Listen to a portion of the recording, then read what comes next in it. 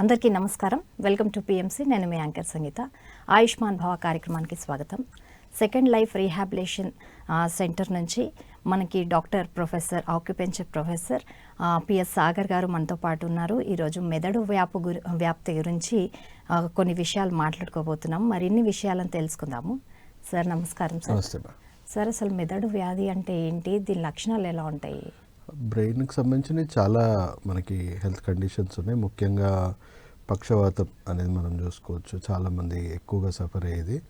అంటే వరల్డ్లో second leading డెత్కి కాజ్ ఏంటి అంటే అది మనం బ్రెయిన్ స్ట్రోక్ అని చెప్పొచ్చు, బ్రెయిన్కి సంబంధించింది.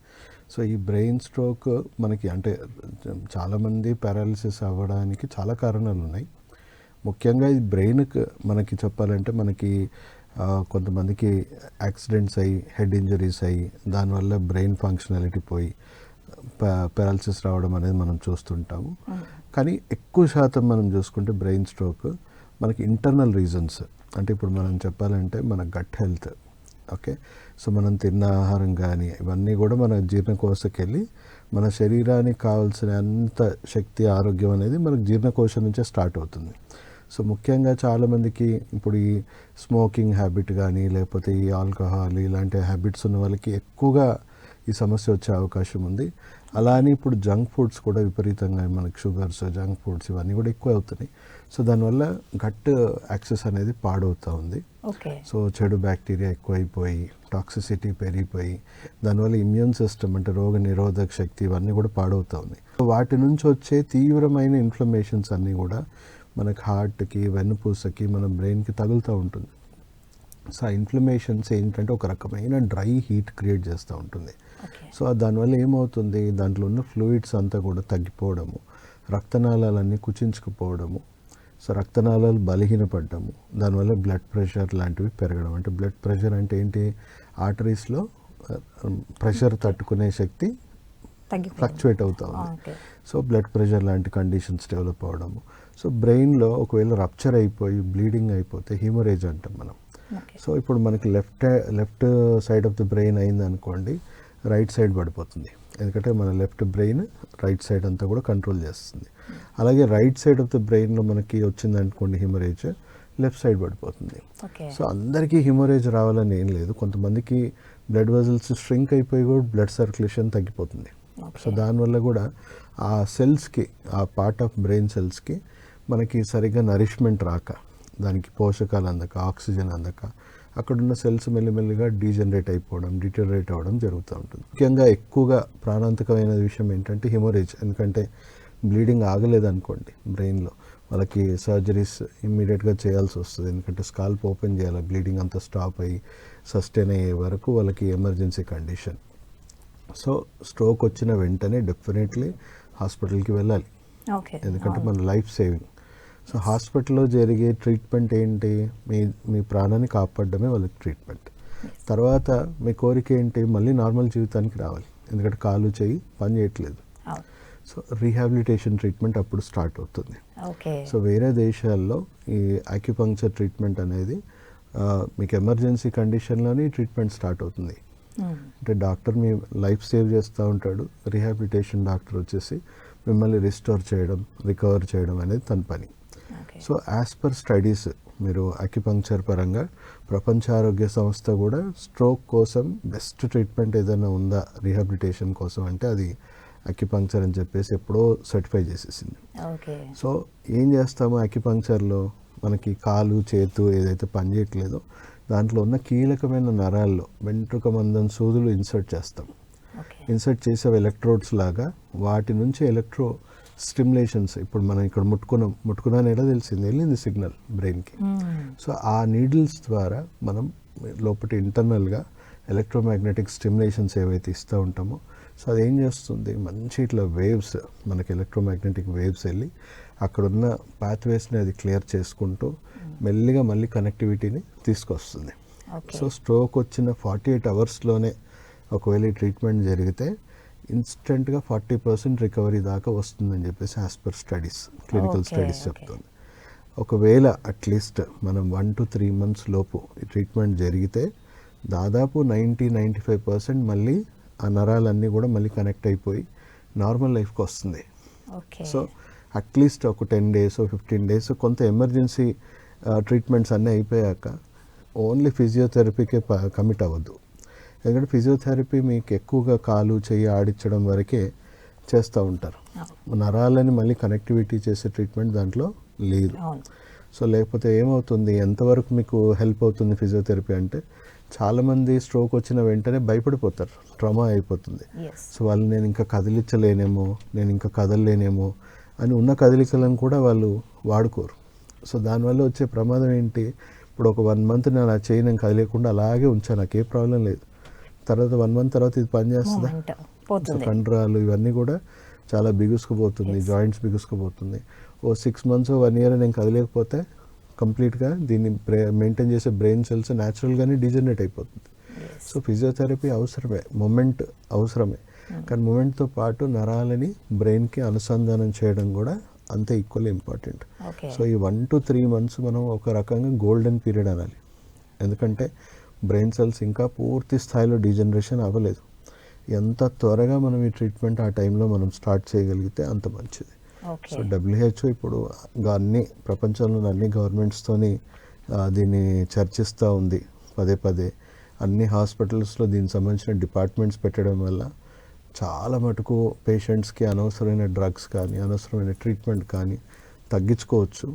సో అండ్ రిజల్ట్స్ కూడా చాలా బెటర్గా ఉంటాయని చెప్పేసి WHO కూడా చాలా రకాలుగా అన్ని గవర్నమెంట్స్ని ఒప్పించుకుంటా ఉంది. సో డెవలప్ కంట్రీస్లో ఇది జరుగుతూ ఉంది. ఇక్కడ ఇప్పుడిప్పుడే అవేర్నెస్ అనేది పెరుగుతూ ఉంది. ఎయిమ్స్ హాస్పిటల్స్ లాంటి గవర్నమెంట్, సెంట్రల్ గవర్నమెంట్ ఆధ్వర్యంలో ఉండే హాస్పిటల్స్లో ఇది స్టార్ట్ అవుతుంది. అయితే మరి ఇప్పుడు డయాబెటిక్ పేషెంట్స్ కూడా ఇలాంటి స్ట్రోక్ వస్తే మరి వాళ్ళది ఎలా ఉంటుంది అంటారు సార్? ఫస్ట్ ఆఫ్ ఆల్ ఇప్పుడు డయాబెటీస్ అనేది కూడా జీవనశైలికి సంబంధించిన వ్యాధి. సో మనం చూసుకుంటే వాళ్ళ షుగర్ మెటబాలిజం అనేది, మనం ఎక్కువగా కార్బ్స్, షుగర్స్ ఇవన్నీ తిని ప్యాన్క్రియాస్ అనేది ఓవర్గా వర్క్ చేసి ఓవర్గా స్టిమ్యులేటెడ్గా ఉండి దానివల్ల వాళ్ళకి డయాబెటీస్ అనే ప్రాబ్లం వచ్చింది. సో ఇది ఒక జీవనశైలి వ్యాధి. బ్రెయిన్ స్ట్రోక్ కూడా జీవనశైలి వ్యాధి. సో అంటే మీ డైట్ లైఫ్ స్టైల్ కరెక్ట్ లేదనుకో, మీ జీర్ణకోశలో ఉంది, మీ ప్యాన్క్రియాస్ కూడా ఉంది. ఇది ఎలా ఎఫెక్ట్ అవుతుంది అంటారు? అదే లాంగ్ టర్మ్ వాళ్ళు కూడా మెడిసిన్స్ వేసుకోవాలి. ఎందుకంటే ఇన్సులిన్ ప్రొడక్షన్ వచ్చినా కాకపోయినా వీళ్ళు బయట నుంచి టాబ్లెట్స్ ద్వారా మేనేజ్ చేయాలి. సో టాబ్లెట్స్ మీద మేనేజ్ చేసే వాళ్ళకి గట్ హెల్త్ ఊరికేనే డిస్టర్బ్ అవుతూ ఉంటుంది. అండ్ దానికి తోడు వీళ్ళు చాలామంది డైట్ లైఫ్ స్టైల్ కరెక్ట్ చేసుకోవాలని డాక్టర్స్ ఇప్పుడిప్పుడు చెప్తున్నారు, కానీ ముందు డాక్టర్స్ అయితే డైట్ న్యూట్రిషన్ గురించి ఎవరు మాట్లాడే వాళ్ళు కూడా కాదు. సో నువ్వు తినేది తిను, నువ్వు ఎలా ఉన్నావో అలాగే ఉండు, ఓన్లీ మెడిసిన్ వేసుకుంటూ ఉండు అని చెప్పేవాళ్ళు. సో దానివల్ల బాగా టాక్సిసిటీ పెరిగిపోయి దాని నుంచి వచ్చే ఇన్ఫ్లమేషన్స్కి వీళ్ళకి ఎప్పుడు హై రిస్క్ ఉంటుంది. సన్నటి వెంట్రుక మందం, రక్తనాళాలు ఎప్పుడూ వీళ్ళకి త్వరగా బ్లాక్ అయిపోతూ ఉంటాయి. అంటే మనం చూసుకుంటే డయాబెటిక్ రెటినోపతి, కంటికి సంబంధించిన ప్రాబ్లమ్స్, న్యూరోపతి అంటే కాళ్ళకు చేతుల్లో సంబంధించిన నరాలు దెబ్బతిని మంటలు పుట్టడము. సో ఇలాంటివి ఎన్నో న్యూరో కండిషన్స్ వీళ్ళకి, ఎందుకంటే వెంట్రుక మందం రక్తనాళాల్లో హై షుగర్స్ వల్ల వాటిలో రక్త ప్రసరణ సరిగా జరగక డ్యామేజ్ అవుతే అక్కడ ఉన్న ఇమ్యూన్ సిస్టమ్ వాళ్ళకి సరిగా పనిచేయదు. సో ఎన్నో కాంప్లికేషన్స్ అనేవి వస్తూ ఉంటాయి. సో డయాబెటీస్ ఆబ్వియస్లీ ఎన్నో డిసీజెస్కి గేట్వే లాగా పనిచేస్తుంది. సో స్ట్రోక్ కూడా అంతే. ఓకే. ఇప్పుడు బీపీ, డయాబెటీస్ కాకుండా ఇంకా ప్రధాన లక్షణాలు ఎలా ఉంటాయి సార్ స్ట్రోక్ వచ్చే ముందు? స్ట్రోక్ ఎవరికి కూడా ఓవర్ నైట్ అయితే రాదు. మనకి 90% స్ట్రోక్స్ అన్నీ కూడా అబ్సల్యూట్లీ ప్రివెంటబుల్ అనే చెప్తా ఉంది స్టడీస్. సో స్ట్రైట్ ఫార్వర్డ్, చాలామందికి గట్ హెల్త్ ఇష్యూస్ వల్ల బ్రెయిన్ స్ట్రోక్ వస్తూ ఉంది. సో ఫస్ట్ మీరు అందరు నేర్చుకోవాలి గట్ హెల్త్ని ఎలా ఇంప్రూవైజ్ చేసుకోవాలి, ఎలా డీటాక్సిఫై చేయాలా. ఎందుకంటే రకరకాల మార్గాల్లో మన శరీరంలో వ్యర్థాలు చేరుతూ ఉన్నాయి. రోజు మనం స్నానం చేయడము, మనం హైజీన్గా చూసుకోవడం అనేది మనకు ఒకటి తెలిసిన విషయం. కానీ ఇంటర్నల్ డీటాక్సిఫికేషన్ అనేది కూడా ఒక ఇంపార్టెంట్ పార్ట్. సో దానికి సంబంధించిన స్పెషలిస్టులు వేరే డాక్టర్స్ ఉంటారు, చాలామందికి అది అవగాహన లేదు.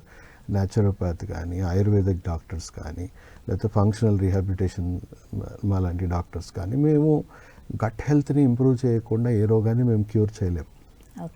సో ఎందుకంటే రోగం మూలాలు అక్కడి నుంచి స్టార్ట్ అవుతుంది.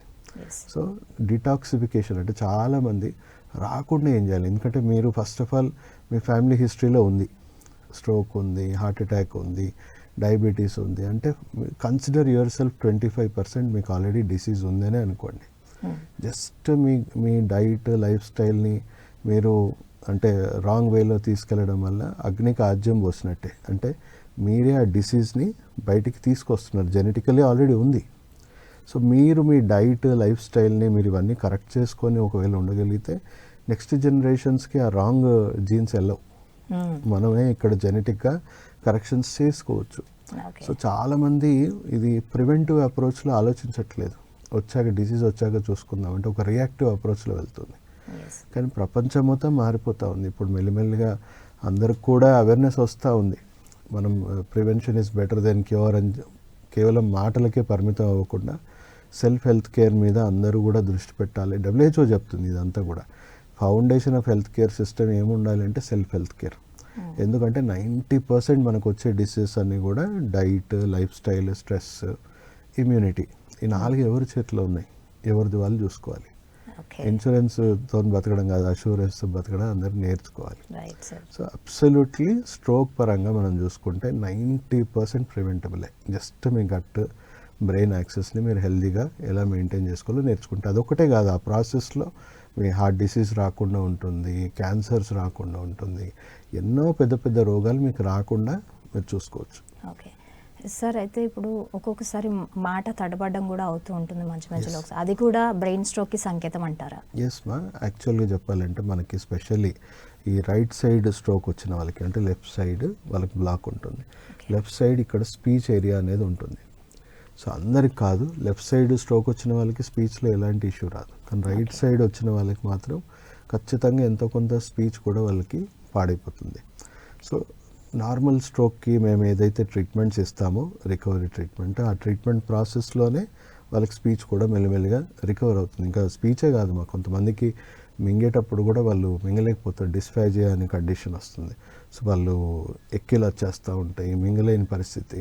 సో చాలా రకాలుగా ఉంటుంది. So even part of treatment మనం మెల్లమెల్లగా మోటార్ ఏరియా, స్పీచ్ ఏరియా ఇవన్నీ కూడా రికవర్ చేయొచ్చు. ఎంత అర్లీగా చేస్తే అంత మంచిది. ఈవెన్ లేట్ స్టేజెస్లో కూడా మనం రికవరీ తీసుకురావచ్చు, కాకపోతే ఎక్కువ టైం. ఓకే. సో అక్యుపంక్చర్లో ఉన్న బ్యూటీ ఏంటంటే అక్యుపంక్చర్ ఇప్పుడు లేటెస్ట్ సైన్స్ ఇప్పటివరకు పనిచేస్తుంది అని WHO కూడా క్లినికల్గా నిర్ధారించింది, ప్రపంచంలో ఉన్న అన్ని రీసెర్చ్ సెంటర్ నిర్ధారించింది. ఇప్పుడిప్పుడు సైన్స్ ఎలా పనిచేస్తుందని ఎక్స్ప్లోర్ చేయగలుగుతుంది. సో ఈ విధమైన ప్రోటోకాల్ ట్రీట్మెంట్ చేస్తే ఇలా రికవర్ అవుతుందని తెలుసు, కానీ ఆ మెకానిజం ఏంటి అనేది తెలియలే. కానీ ఇప్పుడు మెకానిజం కూడా అర్థమైంది. సో అక్యుపంక్చర్ నీళ్ళు ఎక్కడైతే మీకు స్టిమ్యులేషన్స్ ఇస్తామో అక్కడ నైట్రిక్ ఆక్సైడ్ ప్రొడక్షన్ అనేది పెరిగి బ్లడ్ వెజల్స్ అన్నీ డైలేట్ అవ్వడం, రక్త ప్రసరణ వ్యవస్థ పెరగడము, ఆక్సిజన్, న్యూట్రియంట్స్ ఇవన్నీ ఇంప్రూవ్ చేయడము.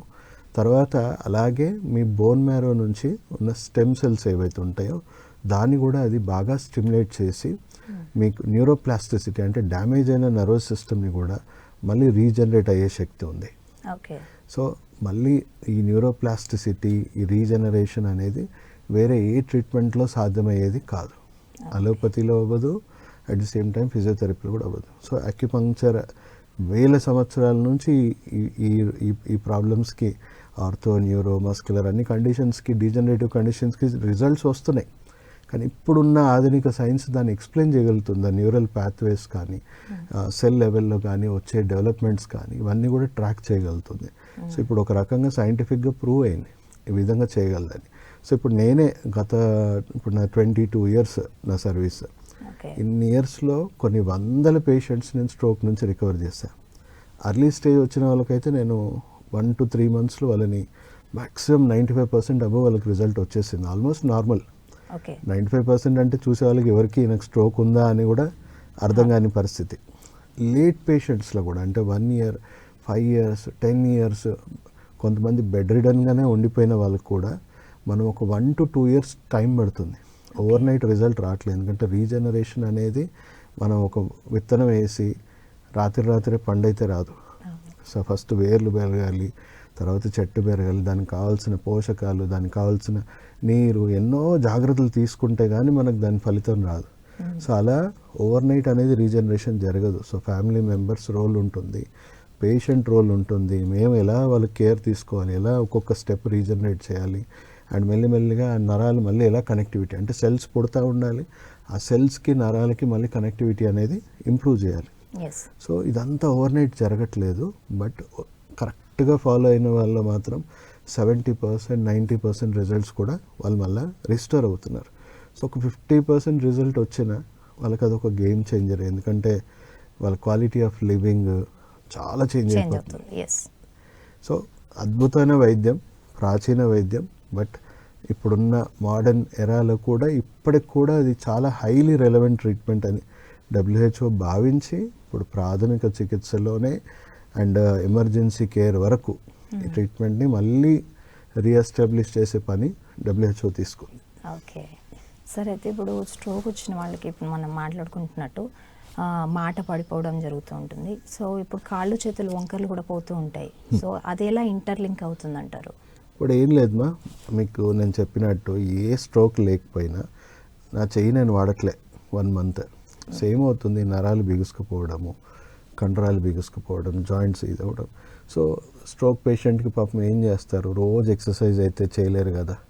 సో వాళ్ళు కొంతకాలం వాళ్ళు గ్యాప్ ఇచ్చినా కూడా వాళ్ళు మెల్లిగా నరాలు ముడుచుకుపోవడం, కండరాలు ముడుచుకుపోవడము, ఎందుకంటే వాళ్ళకి ఆ కనెక్టివిటీ లేదు కదా, పూర్తి స్థాయిలో దాన్ని వాడట్లేదు కదా.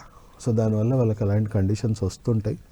సో అవి కూడా మనం ఓవర్ ఏ పీరియడ్ మెల్లిమెల్లిగా, ఎందుకంటే ఇంకా చాలామందికి అయితే అది వాడకపోవడం వల్ల, చాలా రోజుల నుంచి అవి యూస్ చేయకపోవడం వల్ల కండరాలు క్షీణించిపోవడం కానీ, కండరాలు గట్టిపడిపోయి వాళ్ళకి ఇప్పుడు చేతికి సంబంధించింది ఉందనుకోండి, వాళ్ళకి భుజాల నొప్పులు, అక్కడ కండరాలు టేర్ అయిపోవడం, డ్యామేజ్ అయిపోవడం, లేదా ఈవెన్ చాలామంది ఏంటంటే ఫిజియోథెరపీ ఒక్కటి చేస్తే సరిపోతుందనే భావనలో చాలా ఓవర్ ఎక్సర్సైజింగ్ చేయడం.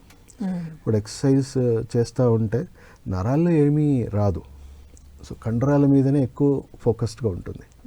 సో ఇప్పుడు ఏమవుతుంది, స్టార్టింగ్ ఫేజ్లో పేషెంట్ వచ్చిన స్టార్టింగ్ ఫేజ్లో పూర్తిగా కదలికలు ఇవ్వడు కాబట్టి భయానికి ఫిజియోథెరపిస్ట్ రోజు ఎక్సర్సైజ్ చేస్తుంటే కొంచెం మూమెంట్ వచ్చినట్టు అనిపిస్తుంది. అంటే యాక్చువల్గా అక్కడ ఏంటంటే రియలైజేషన్, ఈ మూమెంట్ ఉంది ఆల్రెడీ పేషెంట్లో, కానీ రియలైజ్ అయ్యాడు. సో మనం పేషెంట్ ఫ్యామిలీ మెంబర్స్ ఏం చేస్తారు, డాక్టర్ గారు మీరు అప్పుడు బాగా చేశారు, చాలా రిజల్ట్ వచ్చింది, ఇప్పుడు ఎందుకో 2 నెలలైనా 3 నెలలైనా రిజల్ట్ రావట్లేదు, సో కొంచెం బాగా పెంచండి, ఇంకా చేయండి అని చెప్పేసి ఒత్తిడి చేస్తారు. దానివల్ల ఏమవుతుంది, పేషెంట్కి ఆ మజిల్స్ అన్నీ ఓవర్ ఎక్సర్సైజ్ అయిపోయి, చిరిగిపోయి, డ్యామేజ్ అయిపోయి, ఆ మాత్రం కూడా మూమెంట్స్ చేయలేని పరిస్థితి కూడా చాలామందికి వస్తారు.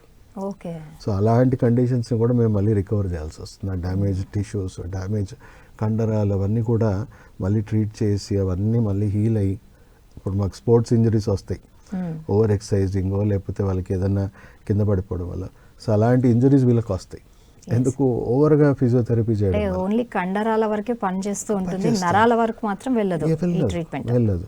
సో మనం అంతవరకే పరిమితం అవ్వాలి. ఇప్పుడు ఎందుకంటే ఇప్పుడు ICMR మనకి WHO ఎట్లనో ప్రపంచానికి, మన ఇండియా గవర్నమెంట్కి మనకి ICMR అంటే Indian council for medical research వాళ్ళు కూడా నిర్ధారించారు, మీ దగ్గరే బ్రెయిన్ స్ట్రోక్ పేషెంట్స్ ఫస్ట్ మీకే కాంటాక్ట్ అవుతున్నారు కదా, మీరు ఈ ట్రీట్మెంట్ నేర్చుకోండి, అక్యుపంక్చర్ లాంటి ట్రీట్మెంట్స్ మీరు నేర్చుకొని చేయడం వల్ల పేషెంట్కి ఎక్కువ బెనిఫిట్ అవుతూ ఉందని చెప్తా ఉన్నారు ICMR లాంటి సంస్థలు కూడా.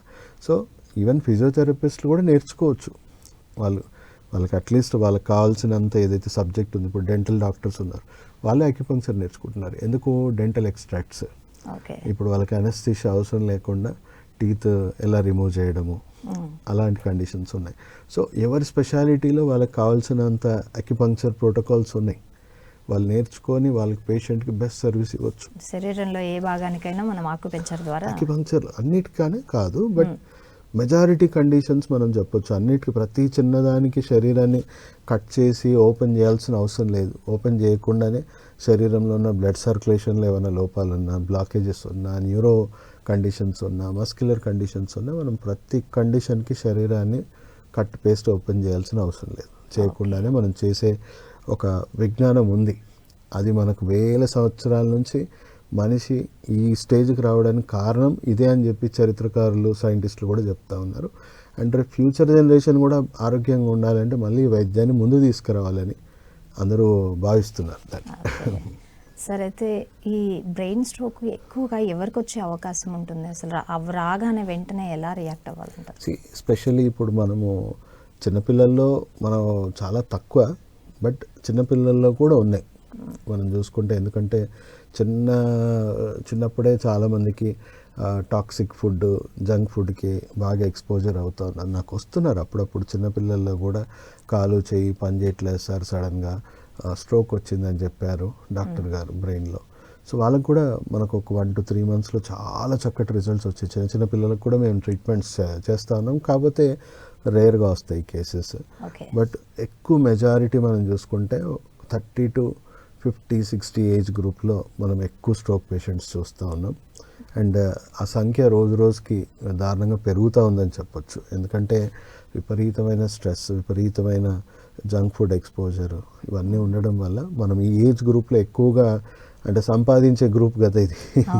సో ఈ సంపాదించి రైట్ వేలో వాడుకోకుండా రాంగ్ వేలో వాడుతున్న వాళ్ళు మనకి ఇది ఎక్కువగా కనబడుతుంది. ఓకే, అయితే సార్ ఇప్పుడు గర్భిణీ స్త్రీలు ఉంటారు, ఒకవేళ వాళ్ళకి బీపీ, డయాబెటీస్ ఇష్యూస్ వస్తూ ఉంటాయి అంటే కడుపుతో ఉన్నప్పుడు. సో అలాంటి వాళ్ళకి ఎప్పుడైనా బీపీ కానీ డయాబెటిక్స్ కానీ స్ట్రైక్ అయినప్పుడు లోపల ఉన్న ఇంటర్నల్గా ఉన్న బేబీకి ఎలాంటి, అంటే ఇట్లాంటి స్ట్రోక్స్ వచ్చే అవకాశం ఏదైనా ఉంటుందంటారా జెనెటికల్ పరంగా? జెనెటికల్గా కూడా వచ్చిన కండిషన్స్ ఉన్నాయమ్మా. ఎందుకంటే మాకు ఎస్పెషలీ సెరెబ్రల్ పాల్సీ కేసెస్ వస్తాయి. అంటే బ్రెయిన్లో సరైన డెవలప్మెంట్స్ రాలేదు. ఓకే, అది జెనెటిక్గా చెప్పాలంటే మదర్కి ఎక్కువ శాతం మనం చూసుకుంటే మదర్కి ఏమైనా హ్యాబిట్స్ ఉన్నాయి లేదా ఏమైనా జెనెటికల్ ఇష్యూస్ ఉన్నాయి, వాళ్ళకి పిల్లలు కూడా వచ్చే అవకాశం ఉంది. సో దానివల్ల అంటే పుట్టడమే బేబీ డిఫెక్ట్తోనే పుడుతున్నారు.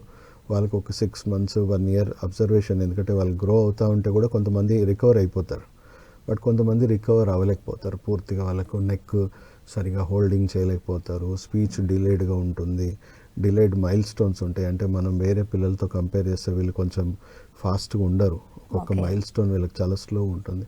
సో అలాంటి కండిషన్స్లో కూడా మనం ట్రీట్మెంట్ చేశాము. చాలామందికి వాళ్ళకు ఉన్న delayed mile stones, cerebral palsy, బ్రెయిన్కి సంబంధించిన వాళ్ళకి వచ్చిన డిఫెక్ట్స్ ఏవైతే ఉన్నాయో అవన్నీ కూడా చాలా మటుకు ఇంప్రూవ్ అవుతుంది.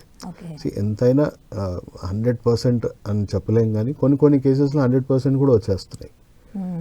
మేము పేషెంట్స్కి అయితే అష్యూరెన్స్ ఇవ్వం, బట్ ఎంతో కొంత మంచి రిజల్ట్ అయితే డెఫినెట్లీ వేరే ట్రీట్మెంట్స్తో కంపేర్ చేస్తే మంచి రిజల్ట్స్ వస్తాయి. ఓకే, సార్, అయితే ఆటిజం ఉన్న పిల్లలకు కూడా స్పీచ్ ప్రాబ్లం ఉంటుంది కదా, మరి అలాంటి వాళ్ళకి వచ్చే అవకాశం ఉంటుందంటారా? వచ్చాయమ్మా, చాలామందికి ఆటిజం కిడ్స్ కూడా. ఆటిజం అనేది ఏంటి, బ్రెయిన్కి రిలేటెడ్ అది కూడా. సో ఆబ్వియస్లీ అక్యుపంక్చర్లో బ్రెయిన్లో మనం ఎక్కడైతే ఏ జోన్స్ అయితే సరిగా పనిచేయట్లేవో ఆ జోన్స్ని మనం స్టిమ్యులేట్ చేసి మెల్లిమెల్లిగా వాటి ఫంక్షనాలిటీని ఇంప్రూవ్ చేయొచ్చు. సో ఈవెన్ ఆటిజం కిడ్స్ కూడా వాళ్ళకి స్పీచ్ కానీ, వాళ్ళకి మెమరీ లెవెల్స్ కానీ, ఐక్యూ లెవెల్స్ కానీ చాలా మటుకు ఇంప్రూవ్ అయ్యాయి. సార్, ఇప్పుడు మనం మెదడు వ్యాధి గురించి మాట్లాడుకుంటున్నాము. కొంతమంది మెదడు వ్యాధి వచ్చి పోయిన తర్వాత కూడా చాలామందికి మొహం ఇలా వంకర పోవడము, మూతి వంకర పోవడం జరుగుతుంటుంది. మరి ఆక్యుపెంచర్లో దీనికి ఎలాంటి రకాల చికిత్సా విధానాలు ఉంటాయి? అంటే మొత్తం మనం కంప్లీట్ బాడీ పారాలిసిస్లో కొంతమందికి ఫేస్ అనేది కూడా డిస్టర్బ్ అవుతుంది, కొంతమందికి ప్రత్యేకంగా ముఖపక్షవాతం అంటే ఫేషియల్ పాల్సీ అనే కండిషన్ కూడా వస్తుంది. సో వాళ్ళ ఫేస్ ఏంటంటే ఇప్పుడు మనం లెఫ్ట్ సైడ్కి, రైట్ సైడ్కి, అంటే దాని ఆపోజిట్ సైడ్తో కంపేర్ చేసుకుంటే ఇలా డ్రూప్ అయిపోవడము, లేదా మనం మాట్లాడుతుంటే అక్కడ ఉన్న నరాలు సరిగా రెస్పాండ్ అవ్వకపోవడము, కన్ను బొమ్మలు కూడా సరిగా కదలకపోవడము. సో వన్ సైడ్ అంతా కూడా వాళ్ళకి డిస్టర్బ్ అవుతుంది. సో అక్యుపంక్చర్లో అద్భుతంగా రిజల్ట్ వస్తుందా. చెప్పాలి అంటే వచ్చిన వెంటనే అన్ని స్ట్రోక్స్కి వచ్చిన వెంటనే తక్కువ టైంలో మనం చేస్తే ఎక్కువ రికవరీ అని చెప్పాను కదా, దీనికి కూడా అంతే అని చెప్పొచ్చు ఒక రకంగా. సో ఐ మీన్ ఇప్పుడు నాకే వచ్చింది ఒక కారణం, నాకే వచ్చింది ఫేషియల్ పాల్సీ. నేను ఒక ట్రిప్లో సముద్రం లోపట నేను వెళ్ళడం జరిగింది, స్కూబా డైవింగ్ చేయడం జరిగింది. సో చెవు లోపటికి సడన్గా వాటర్ వెళ్ళిపోయి ఇయర్ డ్రమ్ నుంచి నాకు బ్రెయిన్ ఇన్ఫెక్ట్ అయిపోయి అక్కడ ఉన్న బ్యాక్టీరియల్ ఇన్ఫెక్షన్ వల్ల నాకు లోపల ఫేస్ సంబంధించిన నరాలన్నీ దెబ్బతిన్నాయి. సో ఆల్మోస్ట్ మొత్తం ఫేస్ అంతా కూడా హెవీ పారాలిసిస్ వచ్చేసింది. సో అంటే నేను ఇమ్మీడియట్గా ట్రిప్ నుంచి చేరుకొని మళ్ళీ నేను ఆ నాడులన్నీ స్టిమ్యులేట్ చేసుకోవడం వల్ల వితిన్ 15 days మొత్తం కూడా మళ్ళీ రిస్టోర్ అయింది. ఆల్మోస్ట్ 99% వరకు రికవర్ అయిపోయా. సో అంటే ఎంత తక్కువ టైంలో చేస్తే అంత best recovery. Okay. So late అయిన వాళ్ళకి కూడా వస్తుంది, కాకపోతే ఎక్కువ టైం, ఎందుకంటే మనకు రీజనరేట్ అవ్వాలి. ఇక్కడ స్టార్టింగ్ స్టేజెస్లో రీజనరేషన్తో పని లేదు, ఉన్నాయి కనెక్ట్ చేసుకుంటే చాలు. ఓకే. అది లేట్ అవుతున్న కొద్దీ మనకు అది డీజనరేట్ అయిపోతుంది. డీజనరేట్ అయ్యింది మళ్ళీ రీజనరేట్ అయ్యే వరకు అది రెస్పాండే అవుతుంది. సో రీజనరేట్ అవుతూ మెల్లిమెల్లిగా నాడులని మెల్లిగా అనుసంధానం చేస్తూ ఉంటే మనకు కనెక్టివిటీ వస్తుంది. ఓకే. అంటే కొంతమంది ఇప్పుడు అవేర్నెస్ లేక కూడా ఇలాంటి ట్రీట్మెంట్స్ చాలా మందికి అవేర్నెస్ లేని వాళ్ళు కూడా ఉంటారు. సో ఒకవేళ వాళ్ళు ఇలాంటి ట్రీట్మెంట్కి రావాలి అంటే వాళ్ళకి ఎంత సమయం పడుతుంది సార్? వాళ్ళు ట్రీట్మెంట్స్ తీసుకుంటూ ఈ ఆక్యుపెంచర్ కూడా తీసుకోవాలి అనుకుంటే లేట్ స్టేజ్, నేను చెప్పినట్టు లేట్ స్టేజ్లో ఆబ్వియస్లీ లేటే అవుతుంది. అట్లీస్ట్ మీకు ఏ ట్రీట్మెంట్ లేదు అనేది కాదు, చాలామంది డిప్రెషన్ మోడ్లో వచ్చేస్తారు. ఎందుకంటే తిరిగి అన్ని ఫిజియోథెరపీ సెంటర్స్ తిరిగేసి, ఎందుకంటే డాక్టర్ రోల్ అయిపోయింది, డాక్టర్ పని ఏంటి, నీ లైఫ్ సేవ్ చేసేసా నేను, సో నా రోల్ కంప్లీట్ అయిపోయింది, ఇంకా నువ్వు ఏదైనా రీహాబ్ సెంటర్కి వెళ్ళండి అంటారు. సో రీహాబ్ సెంటర్ అంటే ఎక్కువగా తెలిసింది చాలామందికి ఉన్న అవేర్నెస్ ఏంటి, ఫిజియోథెరపీ.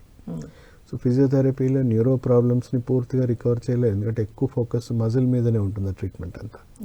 సో డెఫినెట్లీ వాళ్ళకు కొంత రిజల్ట్ వచ్చేసి ఇంకా ఆగిపోతుంది, జీవితం మొత్తం ట్రీట్మెంట్ తీసుకున్న ఎలాంటి రికవరీ ఉండదు. సో మా దగ్గరకు వచ్చే వాళ్ళు చాలా డిప్రెస్డ్ మోడ్లో వస్తారు, ఒక ఆశతో వస్తారు, సార్ మీ దగ్గర చాలామంది రికవర్ అయ్యారు, ఇప్పటికే మేము తిరిగి విసిగిపోయి ఉన్నాను సార్ అని. సో అలాంటి వాళ్ళకి మళ్ళీ మోటివేట్ చేసుకొని ఒక 1 to 2 years ట్రీట్మెంట్ ఇవ్వడం అంటే చిన్న విషయం కాదు. అందరూ కూడా లాస్ట్ దాకా వస్తారు అని కూడా చెప్పలేం, బట్ అవుట్ ఆఫ్ 10 నా దగ్గర పేషెంట్స్ వస్తే అట్లీస్ట్ ఒక 50% పేషెంట్స్ పూర్తిగా ట్రీట్మెంట్ తీసుకుంటున్నారు, వాళ్ళకు 50% 90% రిజల్ట్స్ కూడా వస్తున్నాయి. వచ్చిన వాళ్ళని చూసుకొని వాళ్ళు మిగతా వాళ్ళు చాలా హ్యాపీ ఫీల్ అవుతున్నారు అట్లీస్ట్. సో స్టార్టింగ్ స్టేజెస్ రావాలి అనే అవేర్నెస్ మనం తీసుకురావాలి, ఎందుకంటే చాలామందికి అవేర్నెస్ లేక లేట్ వస్తున్నారు. 6 monthsకి వచ్చి అయ్యో కొంచెం ముందే తెలిసింటే బాగుండు కదా సార్. అట్లీస్ట్ మనం ఎంత అర్లీగా మనం ఈ ట్రీట్మెంట్ స్టార్ట్ చేయగలిగితే అంతే లెవెల్లో అంతే ఎక్కువ రిజల్ట్ మనం తెచ్చుకోవచ్చు. ఓకే. అంటే ఏజ్ ఫ్యాక్టర్ కూడా మ్యాటర్ అవుతుందంటారా సార్? అంటే బాడీ సపోర్ట్ చేస్తుందా, అంటే ఏ ఏజ్ వాళ్ళకి ఎంతెంత రికవరీ టైం పడుతుంది అట్లా ఏమైనా ఉంటుందా? అక్యుపంక్చర్ మీకు చిన్న పిల్లలకు కూడా చేయొచ్చు, ఏజ్డ్ మోర్ దెన్ 90-95 ఏజ్ వాళ్ళకి కూడా, అంటే పేడియాట్రిక్ టు జెరియాట్రిక్ అందరు కూడా తీసుకోగలుగుతారు. ఎందుకంటే మీకు ఆల్మోస్ట్ పెయిన్లెస్. మనం నీడిల్ అందరికీ ఏమనిపిస్తుంది, ఇంజెక్షన్ నీడిల్తో మనం కంపేర్ చేసుకుంటాం పెయిన్ని, బట్ దాంతో కంపేర్ చేస్తే అసలు ఆల్మోస్ట్ మనకి ఇది పెయిన్లెస్. ఒక్కోసారి చీమ కొట్టిన ఫీలింగ్ వస్తుంది, ఓసారి ఆ ఫీలింగ్స్ కూడా అసలు ఏం రావు. అది ఎవరికైనా, అంటే పేషెంట్కైనా కాదు, నార్మల్ పర్సన్ కూడా మనం నీడిలింగ్ చేస్తే పెయిన్ అనేది ఉండదు. సో ఎవరన్నా కూడా ఈ ట్రీట్మెంట్ చేయించుకోవాలన్నా కూడా అందరితోని కాదు, సో చాలామంది లైసెన్స్డ్ ప్రాక్టీషనర్స్ ద్వారానే చేసుకోవాలి. ఎందుకంటే పక్షవాతం అనేవి అక్యూట్ కండిషన్స్ కావు, chronic conditions. So chronic conditions మంచి ఎక్స్పీరియన్స్ లైసెన్స్డ్ ప్రాక్టీషనర్స్ చేత చేయించుకుంటే మనకి బెస్ట్ రిజల్ట్స్ వస్తాయి. సో నా దగ్గర ఎవరో ఉన్నారు అక్యుపంక్చర్ చేసిపోయే వాళ్ళు ఉన్నారు అంటే వాళ్ళు సర్టిఫికేట్ కోర్స్ ఉండొచ్చు, వాళ్ళు డిప్లొమా చేసి ఉండొచ్చు, ఆబ్వియస్లీ వాళ్ళని కాదంటలేను, కానీ వాళ్ళకి అంత ఎక్స్పీరియన్స్ లేదు కదా. మనకున్న ఏకైక హోప్ ఉన్నప్పుడు ఈ ట్రీట్మెంట్, సో మనం ఎందుకు ఛాన్స్ తీసుకోవాలి, విలువైన సమయం ఎందుకు పాడు చేసుకోవాలి. అయితే సార్ ఇప్పుడు ఆక్యుపెంచర్ చేస్తూ ఇప్పుడు ఫిజియోథెరపీ గురించి మనం మాట్లాడాము. ఫిజియోథెరపీ ఏ స్టేజ్లో తీసుకోవాలంటారు? మెడికేషన్ తీసుకుంటూ ఆక్యుపెంచర్ తీసుకుంటూ ఫిజియోథెరపీ ఏ స్టేజ్లో తీసుకోవాలంటారు? ఫిజియోథెరపీ దాని రోల్ దానికి ఉంది మా, డెఫినెట్లీ నేను ఫిజియోథెరపీ అవసరమే లేదు అనట్లేదు. ఎందుకంటే పేషెంట్ స్ట్రోక్ వచ్చిన వెంటనే కాలు చేయి కూడా భయానికి కదిలిచ్చాడు, ట్రామాలో ఉంటాడు, నేను ఇంకా కదలలేనేమో, నేను ఇంకా లేవలేనేమో అని.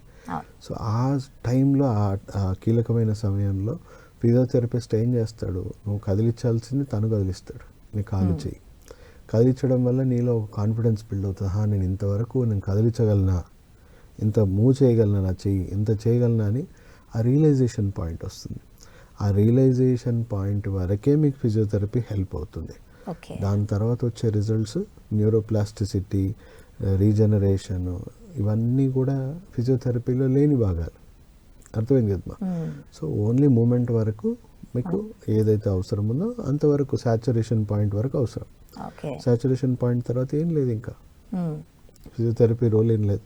అందుకే ICMR చెప్తుంది ఫిజియోథెరపిస్ట్ దగ్గర ఫస్ట్ పాయింట్ వచ్చేస్తున్నారు కాబట్టి అట్లీస్ట్ ఒక స్ట్రోక్ పేషెంట్కి ఏ ట్రీట్మెంట్ అయితే అక్యుపంక్చర్ ద్వారా చేయాలో అట్లీస్ట్ ఆ ప్రోటోకాల్స్ అన్నీ నేర్చుకుంటే డెఫినెట్లీ పేషెంట్కి హెల్ప్ అవుతుంది కదా. మనము అనుకున్న దానికంటే కొంచెం ఎక్కువ రిజల్ట్ ఇవ్వచ్చు కదా పేషెంట్స్. అయితే సార్ ఇప్పుడు ఈ స్ట్రోక్ నివారించుకునే అంటే ఎలా నియంత్రించుకోవచ్చు అంటారు రాకుండా, ఎలాంటి మెజర్స్ తీసుకోవాలి? సో ఏం లేదమ్మా, ఇది 90% అంటే మొత్తం సైంటిస్టులు ప్రపంచంలో ఉన్న ఎక్స్పర్ట్స్ అందరూ ఒప్పుకునే విషయం ఏంటంటే 90% స్ట్రోక్స్ ఆర్ ప్రివెంటబుల్. ఓకే, అంటే వరల్డ్ సెకండ్ లీడింగ్ డెత్కి కాజ్, వరల్డ్ నెంబర్ 1 ఏంటి? Heart disease. దానికి దీనికి రూట్ కాజ్ ఒకటే. అటు హార్ట్ డిసీజ్, స్ట్రోక్ ఇవన్నీ కూడా మనం నివారించుకోవచ్చు. సో అదే చెప్పాను. మనము అంటే మనం ఏం ఎక్స్పెక్ట్ చేసి డాక్టర్ దగ్గరికి వెళ్తాము? ప్రివెన్షన్ అండ్ క్యూర్ గురించి. సో నాకు పెద్ద పెద్ద రోగాలు, పెద్ద పెద్ద అనారోగ్యాలు రావద్దు అనే కోణంలో మనం వెళ్ళాలి. అండ్ ఉన్న రోగం నాకు ఎంతో కొంత పూర్తిగా రికవర్ అయిపోయి మళ్ళీ నార్మల్ లైఫ్కి వచ్చేయాలి. అండ్ సస్టైనబుల్ హెల్త్ కావాలి. అంటే మళ్ళీ నేను డాక్టర్స్ చుట్టూ తిరగకుండా ఆరోగ్యంగా ఉండాలి. అది కన్వెన్షనల్ ట్రీట్మెంట్లో ఇంగ్లీష్ మెడిసిన్లో ఉండదు. ఇంగ్లీష్ మెడిసిన్ వాళ్ళు నేర్చుకున్న సబ్జెక్ట్ ఏంటి? మనకి మేనేజ్మెంట్. అంటే డిసీజ్ మేనేజ్మెంట్ అంటే డిసీజ్ రావాలి అంటే రియాక్టివ్ మోడల్. డిసీజ్ రానియండి, వచ్చాక దాన్ని మేము మేనేజ్ చేస్తాం. మేనేజ్మెంట్ అంటే ఇనిషియల్ స్టేజ్ ఆఫ్ మేనేజ్మెంట్ ఏంటి? Drug therapies.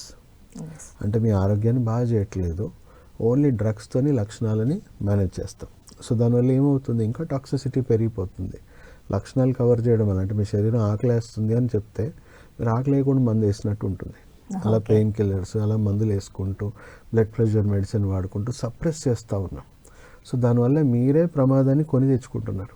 సో మీరే ఆ రోగాన్ని పెంచి పోషిస్తున్నారు.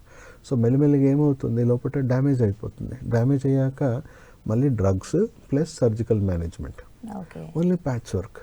సర్జరీ అనేది ప్యాచ్ వర్కే. మీ ఆరోగ్యాన్ని మళ్ళీ, మీ వ్యవస్థని మళ్ళీ ఆరోగ్యంగా మార్చే ట్రీట్మెంట్ కాదు. సో ఫస్ట్ అంటే ఇంగ్లీష్ మెడిసిన్ ఎక్కడ వాడుకోవాలి? ఎమర్జెన్సీలో విషంతోనైనా ప్రాణాన్ని కాపాడుకోవాలన్నప్పుడే విష ప్రయోగం జరగాలి. మన పూర్వీకులకి శస్త్రచికిత్స తెలియదా? తెలుసు. ఎవరు చేసేవాళ్ళు? వార్ సోల్జర్స్ కానీ, యాక్సిడెంట్స్ అయిన వాళ్ళకి కానీ. కానీ ఇప్పుడు ఎవరికి ఎక్కువగా చేస్తున్నారు? జీవనశైలి వ్యాధులకి. జీవనశైలి వ్యాధులని సర్జరీ దాకా, హాస్పిటల్ కేర్ దాకా తీసుకెళ్ళడం మహాపాపం. ఎందుకంటే అబ్సల్యూట్లీ ప్రివెంటబుల్ సబ్జెక్ట్. సో మీరు వెళ్ళాల్సింది ఎవరి దగ్గరికి? ఒక న్యాచురోపతి డాక్టర్, లేదా ఆయుర్వేదిక్ డాక్టర్, లేదా ఫంక్షనల్ మెడిసిన్ డాక్టర్. వీళ్ళు ఏం నేర్చుకున్నారు వీళ్ళ సబ్జెక్ట్లో అంటే ప్రివెన్షన్ అండ్ క్యూర్. అర్థమైంది కదమ్మా? మీ గట్ హెల్త్ నుంచి మీ బ్రెయిన్కి ఎలా డ్యామేజ్ అవుతుంది? మీ గట్ హెల్త్ని ఆరోగ్యంగా మారిస్తే మీ బ్రెయిన్కి డ్యామేజ్ అవ్వట్లేదు. అర్థమైంది కదమ్మా? ఆ గట్ హెల్త్ని ఎలా మెయింటైన్ చేసుకోవాలా నేర్చుకోవాలి. అర్థమైంది కదమ్మా? సో మీ గట్ నుంచి ఇంకా వేరే శరీర భాగాలు కూడా పాడవుతాయి. గట్ స్పైన్ యాక్సిస్, గట్ నుంచి మీ వెన్నుపూస డ్యామేజ్ అయ్యి మీకు రప్చర్ అయిపోయి డిస్క్లు డ్యామేజ్ అయిపోయి కూడా మీ కాలు చేయి పడిపోవచ్చు. సో అది ప్రివెంటబులే అబ్సల్యూట్లీ. సో మీరు వీళ్ళని కాంటాక్ట్ చేసి మీ ఆరోగ్యాన్ని మీరు కాపాడుకోవాలి. ప్రివెన్షన్. సో వీళ్ళు ఏంటి? మీకు ఎమర్జెన్సీ కండిషన్ వరకు మీకున్న వచ్చే కండిషన్స్ అన్నీ అసలు రాకుండా చేసేస్తారు. ఒక్క దశలోనే తుంచేస్తూ ఉంటారు. అండ్ మీకు చెప్తూ ఉంటారు మీ జీవనశైలిలో మీరు ఎక్కడ తప్పులు చేస్తున్నారు, మళ్ళీ ఆ తప్పులు దొరకకుండా ఎలా ఉండాలి. సో వీళ్ళని మీరు ఒక ఫ్యామిలీ డాక్టర్స్గా చేసుకోవడం వల్ల మీ ఫ్యామిలీ అందరూ ఆరోగ్యంగా ఉంటుంది. అండ్ ఎస్పెషల్లీ ఇండియా లాంటి దేశం మనం చెప్పుకోవాలనుకుంటే every year 2% people below poverty line వెళ్ళిపోతున్నారు. ఎందుకు? ఇన్సూరెన్స్ల మీద నమ్మకం, అష్యూరెన్స్తో బతకాలనేది మర్చిపోయి ఇన్సూరెన్స్ మీద రిలే అవుతున్నారు. అంటే మీ రోగాలు వచ్చి అక్కడ మీ ఆరోగ్యము పాడైపోయింది, మళ్ళీ తిరిగి రాని పరిస్థితి. అండ్ మీరు బ్యాంక్రప్ట్ అయిపోయారు. మీరు సంపాదించిందంతా కూడా హాస్పిటల్లో స్పెండ్ చేసేసారు. ఇంకేముంది? సంపాదించేవాడే అడ్డం పడిపోయాడు అనుకోండి, ఫ్యామిలీ బిలో పవర్టీ లైన్కి వెళ్ళిపోయింది కదా. అలా ఇప్పటికే more than 20% of Indians below poverty లైన్కి వెళ్ళిపోయారు. ఇంకా అది కన్సిస్టెంట్గా జరుగుతూనే ఉంది. సో ఈ అవేర్నెస్ కావాలి. నేను WHO మెంబర్ని, నా NGO మెంబర్. నేను దీని ప్రచారం అవేర్నెస్ తీసుకురావడానికి నన్ను సెలెక్ట్ చేసుకున్నారు. సో అందు గురించే నేను ఇవన్నీ చెప్తున్నాను మీకు. So prevention is better than cure అని జస్ట్ పేరు మటుకే కాదు, మీరు ఫాలో అవ్వాల్సింది మీ ఫ్యామిలీ డాక్టర్స్గా మార్చుకోవాల్సింది మీరు ఆయుర్వేద డాక్టర్స్ని కానీ న్యాచురోపతిని కానీ ఫంక్షనల్ డాక్టర్స్ని కానీ పెట్టుకుంటే వాళ్ళు మీ ఆరోగ్యంగా ఉండేలా చూసుకుంటారు. అర్థమైంది కదా? Yes yes. అయితే సార్ ఇప్పుడు ఫుడ్ హ్యాబిట్స్ ఎలా ఉంచుకోవాలంటారు ఇలాంటి వ్యాధుల నుంచి మనము తప్పించుకోవడానికి? సో మీకు ఇదే ఎడ్యుకేట్ చేస్తాడు ఒక ఆయుర్వేదిక్ డాక్టర్, కానీ వీళ్ళు ఇదే ఎడ్యుకేట్ చేయాల్సింది. అంటే టైంకి పడుకోవాలి, మీ సెరికార్డియన్ బయోరిథమ్స్ అని ఉంటాయి. అంటే ఏ టైం పడుకోవాలి, ఏ టైంకి లేవాలి, ఏ టైంకి తినాలి, ఏది తినకూడదు. ఓకే. అంటే ఇప్పుడు మనకి ఎట్లా అయిపోయిందంటే పెట్రోల్ బండిలో డీజిల్ పోసినట్టు కిరోసిన్ పోసినట్టు మనం ఏది పడితే అది వేసేయడం వల్ల ఏమవుతుంది, శరీరం పాడవుతుంది కదా. సో అలాగే మనం ఏం తినాలి ఏం తినకూడదు ఇవన్నీ నేర్చుకోవాలి. ఇది పర్సన్ టు పర్సన్ వేరీ అవుతుంది, వాళ్ళకున్న లైఫ్ స్టైల్ బట్టి కూడా వేరీ అవుతుంది. సో అందు గురించే ఒక డాక్టర్తో మనం ఒక టైలర్ మేడ్గా మనం సార్ డాక్టర్ గారు నాకు ఈ కండిషన్స్ ఇప్పుడున్న కండిషన్స్ అన్నీ తను అసెస్మెంట్ చేసి మీరు ఏం తినాలి ఏం తినకూడదు, మీరు ఆరోగ్యంగా జీవించడానికి ఏమేమి పాటించాలి, ఇవన్నీ ఇండివిజువలైజ్గా చేయడం బెటర్.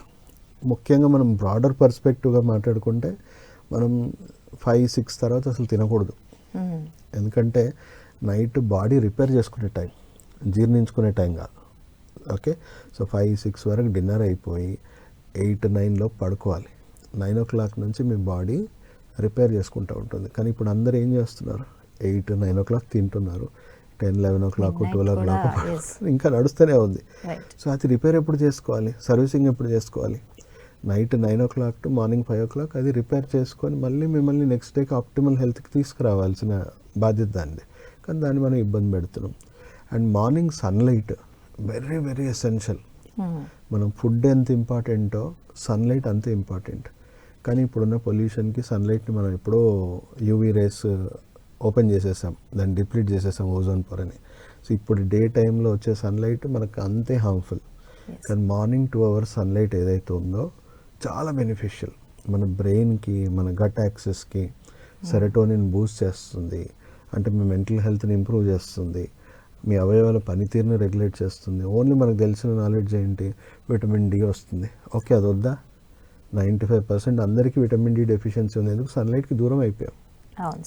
సో ఎముకలు ఉక్కులాగా మారుతాయి విటమిన్ డి అందుతాయి. ఎన్నో కండిషన్స్ని మనం ప్రివెంట్ చేసుకోవచ్చు. సో సింపుల్గా ఇవన్నీ పాటించాలి. And 7 to 9 breakfast, 12 to 1 lunch, 5 to 6 dinner.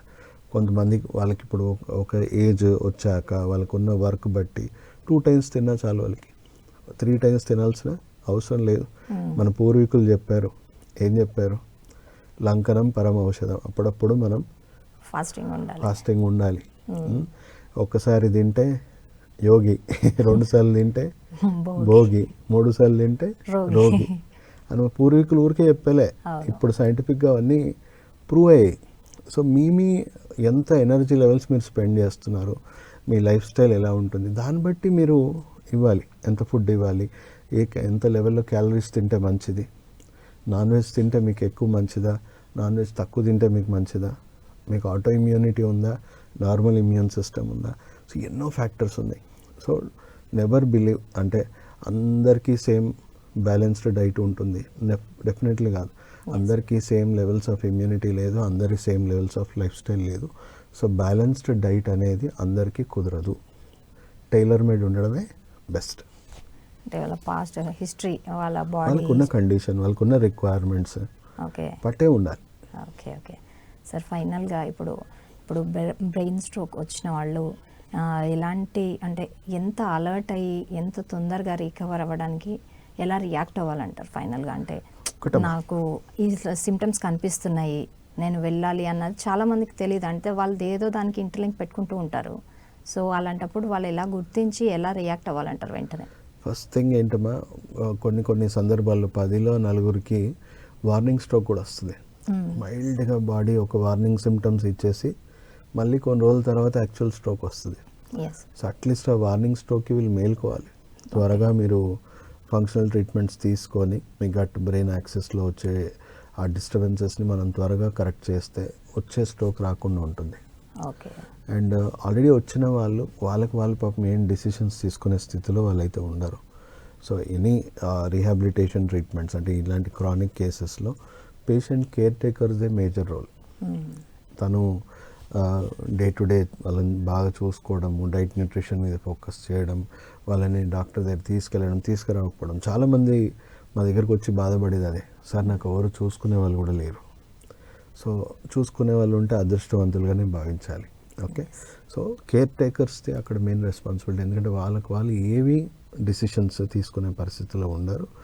మేము అదే చెప్తాం, ఒక పేషెంట్ పూర్తిగా రికవర్ అవ్వాలంటే డాక్టర్ ఎంత ఇంపార్టెంట్ అనుకుంటున్నారో పేషెంట్ కేర్ టేకర్స్ కూడా అంతే ఇంపార్టెంట్ రోల్ ఉంది.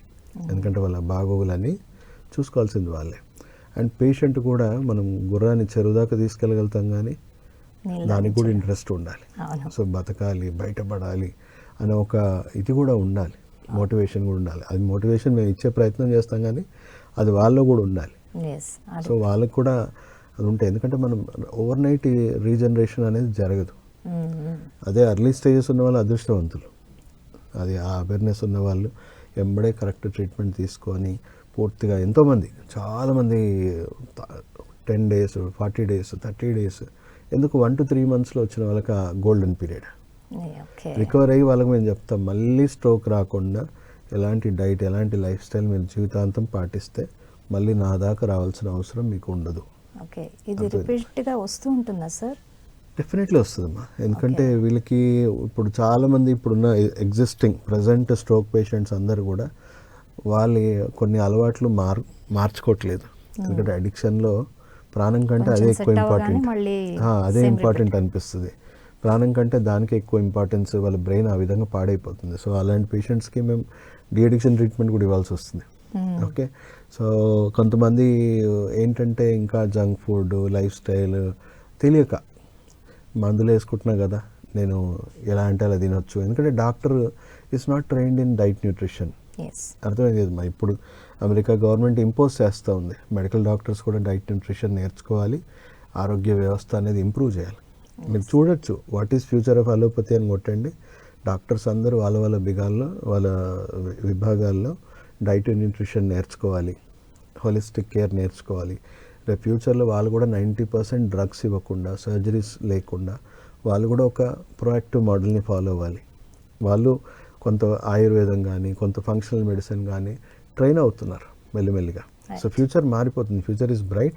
బట్ ఇక్కడ మనం అవేర్నెస్ పెంచుకోవడం వల్లనే మనకి ఇవన్నీ బెనిఫిట్స్ వస్తాయి. మనకు అవేర్నెస్ లేనంత వరకు మన ఇగ్నోరెన్స్ని క్యాప్చర్ చేయడానికి ఎంతోమంది ఉన్నారు మార్కెట్లో. Right sir, thank you so much sir. Stroke లక్షణాలు ఏంటి, అసలు బ్రెయిన్ స్ట్రోక్ అంటే ఏంటి, దాని లక్షణాలు ఎలా ఉంటాయి, దాన్ని ఎలా నివారించుకోవచ్చు, ఆక్యుపెంచర్ ద్వారా ఎలాంటి చికిత్సా విధానాలు ఉన్నాయి, వీటన్నిటి గురించి చాలా చక్కగా తెలియజేశారు sir. Thank you so much sir. Welcome. So చూసారు కదండి, ఇది వాళ్ళ కార్యక్రమం. మరో కార్యక్రమంలో మళ్ళీ కలుద్దాం. అంతవరకు నమస్కారం.